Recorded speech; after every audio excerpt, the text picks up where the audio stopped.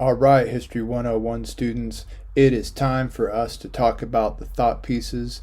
You have got a thought piece assignment coming up later this week, and I'm sitting here looking at some of my materials, looking at the feedback that I typically give students after they've turned it in, but thinking to myself, I should tell you guys that beforehand. So this is the stuff I usually tell folks after I've graded your essay. I'm going to tell it to you before. So these are some of the most common issues that students have with the thought pieces. And the number one issue, and it is not close, the number one issue is more documents, more detail, more words. You want to use as many of those documents as you can to support your argument. You want detail from those documents so that I understood that you did more than just kind of glanced at them, but you want to actually know how to utilize that data. The idea is you're supposed to be building a professional skill set using data, historical data, to practice your other data building and analyzing and all that kind of stuff. You need more detail, more examples from the readings, and you need to shoot to hit closer to the maximum page limit. All right. If you use, on any assignment, but particularly on this one, if you use less than half the documents, I have a hard time seeing how you get a C. That doesn't seem very satisfactory. All right, so follow the criteria. Everything else pales by comparison, but I'm going to tell you about it anyway. The other issues that are very common is y'all clean up the grammar, clean up the writing. This is supposed to be a professional piece of writing that you're doing. Have somebody proofread your essay for clarity before you turn it in.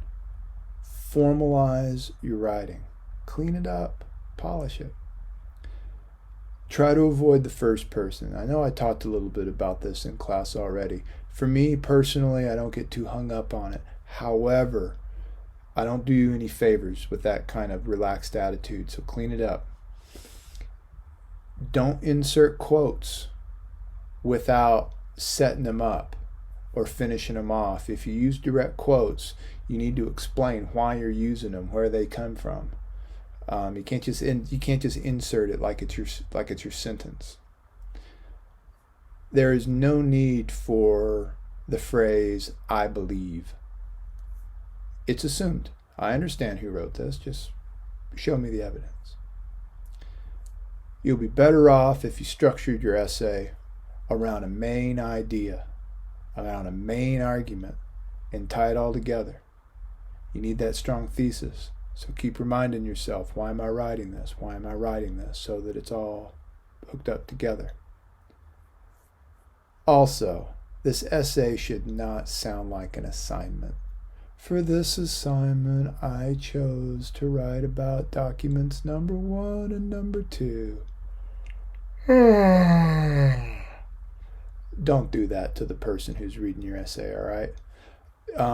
You're supposed to be addressing some kind of question, and you're using data to provide an answer for it. So go that right. Don't forget to use those footnotes like I showed you.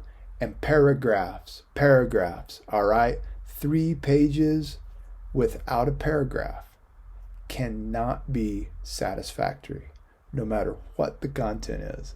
So that's the quick breakdown on the typical issues that I see with these thought pieces. Give you something to keep in mind as you write yours, and I bet you do great. All right, thanks a lot. We will talk to you in class.